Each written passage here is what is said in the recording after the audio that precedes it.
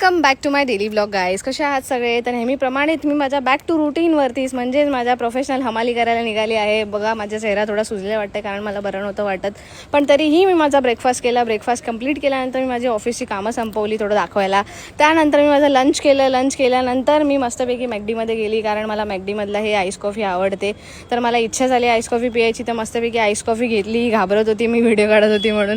मस्तपैकी ice coffee स्टर केली, तिची मजा घेत घेत पियाली. आईस कॉफी पियाल्यानंतर मी माझी कामं संपवून घरी गेली. घरी गेल्यानंतर बघते तर काय माझा बाबू मार खाऊ बसला होता अभ्यासाला. त्यानंतरला मी मम्मीला घेऊन गेली डीमार्टला. मम्मी सगळ्यांना बोलते हाय गाईज. त्यानंतरला मी ही बिस्किटं बघून गाईज मला लहानपणीचे दिवस आठवले कारण मी लहानपणी थोडे थोडे पैसे जमा करायचे बिस्किटं खायला.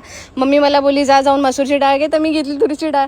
मम्मी बोलली अरे ही कोणती डाळ आहे, तुला जाऊन मसूरची डाळ घे. बोलली जा मसूरची डाळ घेते. मसूरची डाळ मी पॅक केली. मम्मी बोलते बाई ही एवढी मोठी झाली तरी पण हिला काय मसूरच्या आणि तुरीच्या डाळीमध्ये फरक काय समजत नाही. त्यानंतर आम्ही आमची पुढची शॉपिंग कंटिन्यू केली गाईज. इकडे आल्यावर सगळे कावरे वावरे होतात, काय घ्यायचं आणि काय नाही घ्यायचं सगळे विसरून जातात. त्यानंतर आम्ही ही चॉपर मशीन घेतली. आम्हाला कांदे कापायला त्रास होत होता म्हणून ही छल्लीसोबत थोडा टाइमपास केलं. पाऊस तर काय पडत नाही तरी पण छत्री बघितली. मग आम्ही थोडेसे डेअरी प्रोडक्ट्स पण बघितले. डेअरी प्रोडक्ट्समध्ये काय घ्यायचं काय नाही घ्यायचं. तसेच आम्ही आमची शॉपिंग कंप्लीट करून तिथून निघालो. घरी गेलो आणि घरी जाऊन झोपलो.